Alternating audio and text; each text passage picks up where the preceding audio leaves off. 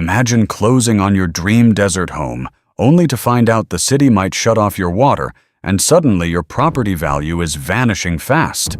Staring at the cracked ground where your lawn once thrived, you realize the Arizona dream is turning into a financial nightmare. This isn't hype. Thousands of homeowners across the Grand Canyon state are facing this dry reality. While agents sell sunshine, the Colorado River is shrinking, groundwater is dropping, and officials are limiting new construction. The result? A housing market colliding with environmental limits. In a place where water is more precious than gold, home prices are reflecting scarcity. In this guide to the 10 Arizona cities running out of water, I'll show you where wells are drying up and equity is evaporating. Stick around to see which booming suburb can't approve a single new home and the #1 spot where residents are trucking in water just to flush toilets. Number 10. Gilbert. Most people know Gilbert as that spotless, family-friendly suburb southeast of Phoenix, the kind of place that constantly tops safest cities lists. Great schools, safe streets, clean shopping plazas with organic juice bars on every corner. On the surface, it's the American suburban dream perfected. But peel back the landscaping, look underneath the green parks and the artificial lakes, and what you find should unsettle anyone holding a mortgage here. Gilbert is deeply tethered to the Colorado River for a significant chunk of its water supply. And whenever the federal government officially declares a shortage, communities like this don't just hear about it. The fountain's they been off feel for weeks. The Bureau of Reclamation has been slicing Arizona's share of that river more aggressively year after year. That puts enormous strain on a town that built its entire identity around manicured parks, stocked ponds, and perfectly maintained splash pads. The infrastructure was designed for abundance, but abundance isn't coming back. Now think about this. The real estate market here seems to be reacting almost like it has a nervous twitch. The median home price in Gilbert has been bouncing around, struggling hard to regain the peak levels from the pandemic boom. Pending sales in some months have dropped roughly 17% compared to the same time last year. That's not a seasonal correction. That's hesitation spreading through the market like a slow virus. Buyers aren't just worried about interest rates anymore. They're questioning whether this area makes sense long-term. Inventory tells a similar story. Homes are now sitting on the market for more than 40 days on average. That might not sound dramatic until you remember that 2 years ago, properties here disappeared in a single weekend. And here's the part that really raises eyebrows. The town has moved into stricter phases of water conservation. This isn't friendly reminders to limit lawn watering anymore. Officials are considering mandatory reductions. A report from the Arizona Department of Water Resources flagged that groundwater replenishment costs are climbing fast. Now imagine trying to close a deal while explaining to a potential buyer that water rates could realistically double over the next decade. That glossy suburban appeal starts to crack when desert realities move front and center. Price reductions are appearing on roughly a quarter of active listings. When that many sellers are slashing prices at once, the market already knows something is wrong. The only question is how long before everyone else figures it out. Number 9. Williams. Head north into the pine country, and it's easy to assume that cooler temperatures automatically mean a safer water situation. Williams completely shatters that assumption. Known as the gateway to the Grand Canyon, this small mountain town depends on tourism the way a body depends on a pulse. Restaurants, hotels, gift shops, guided tours. All of it runs on visitors. But the water situation here is now threatening to choke off the very industry keeping this town's economy alive. Unlike larger cities with multiple supply sources, Williams relies almost entirely on surface water, particularly from reservoirs like Dogtown Lake and Kaibab Lake. And here's what makes that terrifying. Those reservoirs are extremely vulnerable to prolonged drought. When the rainfall drops, water levels follow. Fast. Municipal documents from the city itself admit that during peak summer season, when tourists flood the area, they're barely able to meet existing demand. Supporting additional residential growth is practically off the table. Picture this. You own a short-term rental here. You've been counting on steady Grand Canyon tourism revenue to cover your mortgage payment. Then the city announces strict water restrictions. No outdoor irrigation, no refilling hot tubs. limited indoor usage overall. That instantly chips away at the vacations appeal your entire investment depends on. The United States Drought Monitor regularly categorizes this region as being in severe to extreme drought. In particularly dry years, reservoir levels have fallen below 40% capacity. Meanwhile, housing inventory has ticked upward, while the pool of interested buyers is thinning out. Momentum is fading. Median listing prices have plateaued, and in certain segments, values are sliding 5 to 8%. The city has even imposed temporary moratoriums on new building permits because it couldn't guarantee water hookups for additional properties. Think about what that means. A town that literally cannot approve a new house. For a real estate market that depends on expansion and optimism, that's not a speed bump. That's a wall. And home prices hovering around $300 per square foot feel dangerously steep for a place that can't promise you water will flow next summer. Number 8. Casa Grande. You probably see Casa Grande as that easy stop between Phoenix and Tucson. Factories expanding, land still affordable. On the surface, it looks like opportunity, but the hydrological data for Pinal County tells a very different story.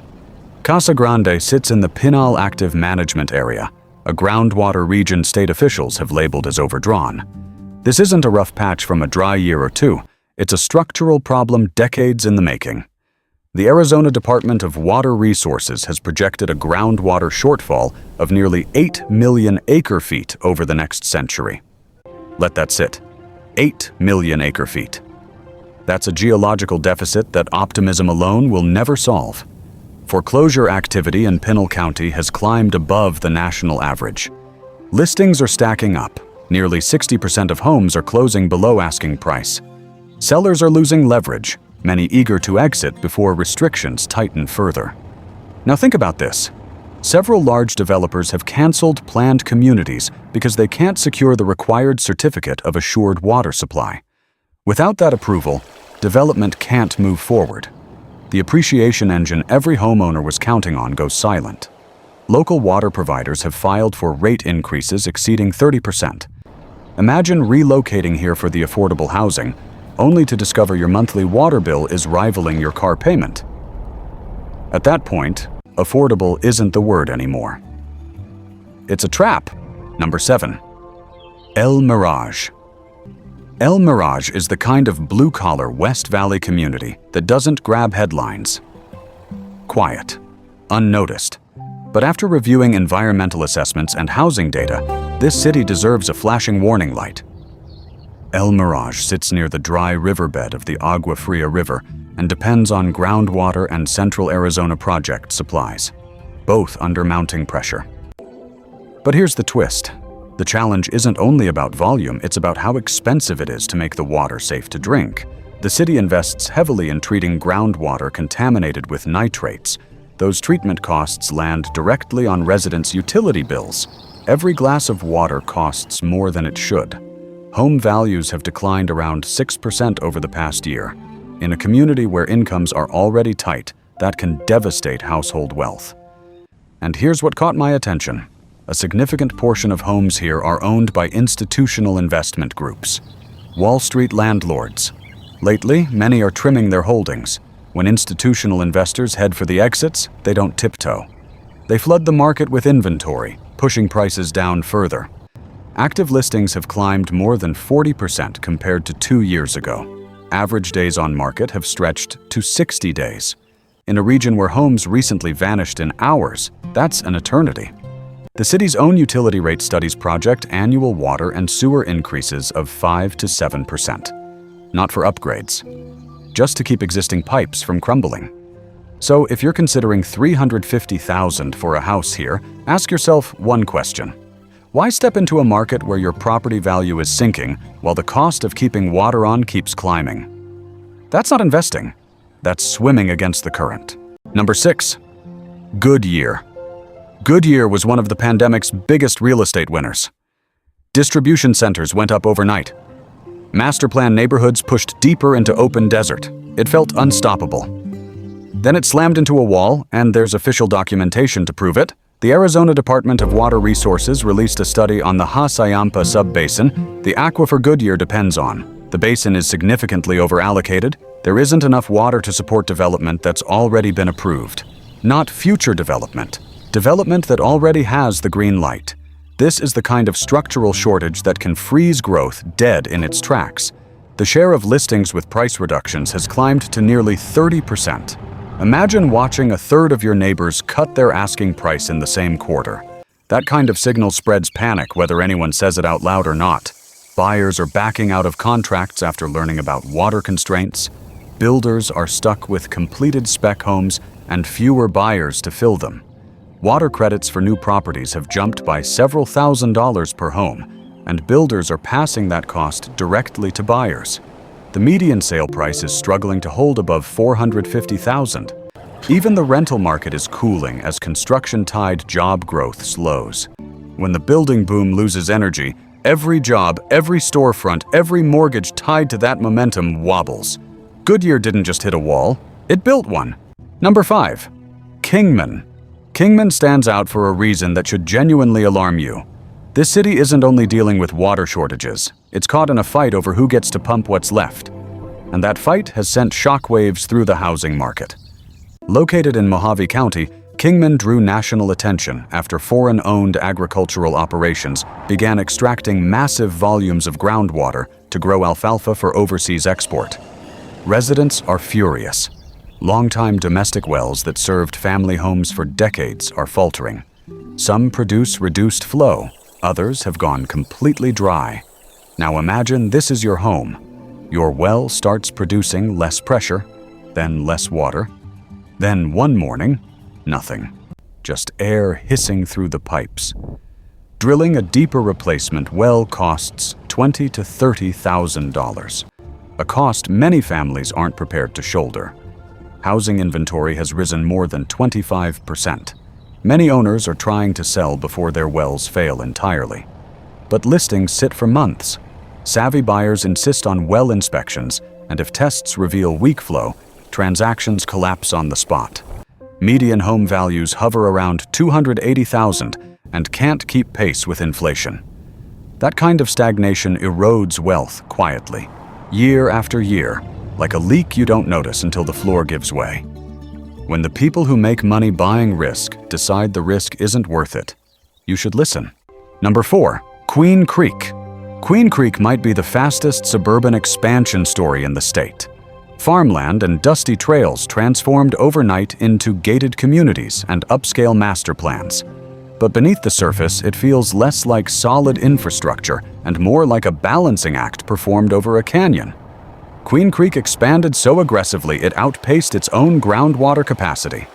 Think about that. The town grew faster than its water could keep up. Officials turned to buying water rights from agricultural properties farther away, spending millions to transport supply back in. Those costs don't stay on paper. They show up in residents' utility bills. Market analysis shows Queen Creek experiencing one of the largest inventory buildups in the Phoenix metro. On a price per square foot basis, median sales have dropped nearly 10% from peak. For homeowners who bought at the top, that's equity that might never come back. Properties with oversized pools and elaborate water features are lingering far longer than modest homes. Buyers are increasingly sensitive to what it costs to sustain a house every single month. Water bills here are already among the highest in the region. Layer that on top of 7% mortgage rates and affordability buckles. Many families are heavily leveraged in a town still scrambling to secure its most fundamental resource. Leaders emphasize they have a 100-year plan. But when you examine the urgency behind recent water purchases, the confidence feels less like certainty and more like a prayer. Number 3. Phoenix. Now we come to Phoenix, the blazing epicenter of this entire crisis. The urban heat island effect has intensified so dramatically, the city rewrites weather records almost every summer.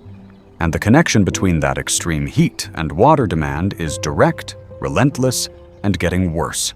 Record-breaking stretches above 110 degrees send water demand surging.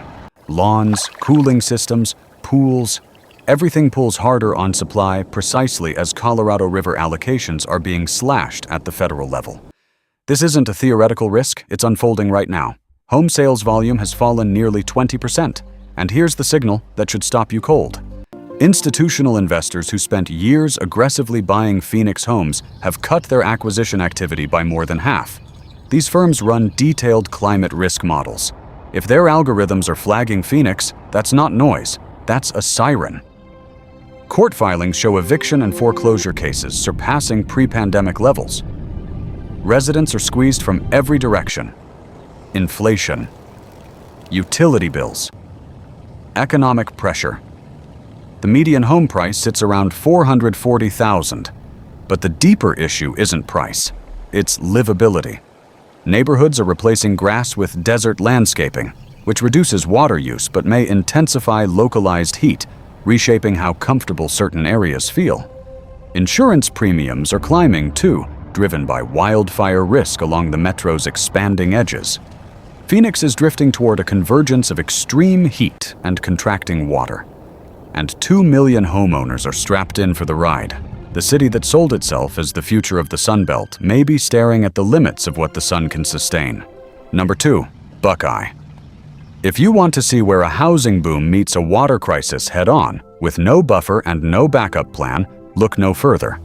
This city once planned to triple its population. Triple.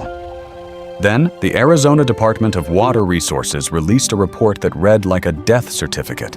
The Hassayampa Subbasin, Buckeye's water source, is severely overallocated. The governor announced that any new subdivisions requiring a certificate of assured water supply would be paused. Not delayed. Paused. Imagine building the roads, the streetlights, the fire hydrants for a suburban dreamscape, only to be told the well is officially tapped out. The market didn't react, it convulsed. Land deals collapsed overnight. Developers holding options on thousands of acres walked away mid-project. For current homeowners, the consequences are devastating. Without growth, the tax base can't expand. Property values are stagnating. In real terms, adjusting for inflation, some owners are losing value. Equity trapped, frozen inside walls they can't sell. Now picture this. You bought a new build here 2 years ago. You felt smart. You felt early.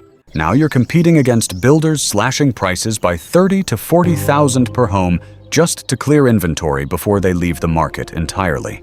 Interest rate buy-downs, free upgrades, everything you didn't get. Long-range forecasts project a 15% unmet water demand over the next century. That reads less like a statistic and more like a tombstone. Buckeye didn't run out of ambition, it ran out of water. And the difference between those two things is everything. Number 1. Rio Verde foothills. This is the story that should haunt anyone who believes the desert's limits are negotiable. Rio Verde foothills isn't a warning, it's proof. The worst-case scenario for the American Southwest, playing out right now with real families trapped inside it. Rio Verde foothills sits just outside Scottsdale. Residents here had no municipal water connection, none. They depended entirely on hauled water. Trucks filling up at a Scottsdale standpipe, delivering to private tanks. It was fragile, but it worked. Until it didn't. On January 1st, 2023, Scottsdale cut off the supply. Just like that, overnight, an entire community lost the single resource that makes life in the desert possible. The chaos was apocalyptic. Water costs from alternative providers skyrocketed. Some families were paying nearly $600 a month just for essentials. $600. Just to shower, flush toilets, and wash hands. People skipped showers for days. They used disposable plates to avoid running the tap. Landscaping died. Pools sat empty, collecting dust. Daily life was stripped to a single consuming question. Will the water truck come today? A temporary arrangement was negotiated, but the damage was done.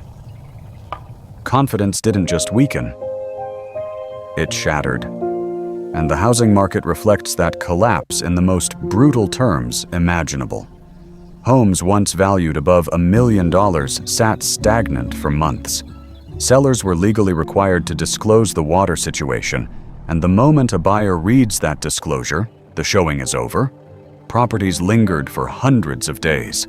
custom homes with sweeping mountain views, the kind that should trigger bidding wars, became unsellable. Not because of the construction, not the location. Because there is no guarantee water will be available next month or next week. This goes beyond a market correction. This is complete market failure. In Arizona, water isn't just a utility, it is the core value proposition of every property. Without it, your million-dollar mansion is stucco and concrete in the dirt.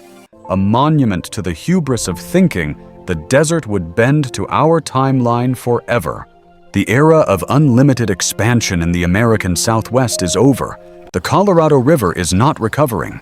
Aquifers that took millennia to fill are being emptied in a single lifetime. And the homeowners who trusted the system when they signed their names are the ones left holding the weight of every broken promise. What's happening across these 10 cities is not an anomaly. It's a pattern, a warning etched into cracked earth and sinking home values and dry wells and empty reservoirs. The desert has always demanded respect for its limits. The modern housing boom chose to look the other way. The question was never whether the water would run out. In some of these places, it already has. The real question is how many more families will buy the dream before they discover the tap is already dry.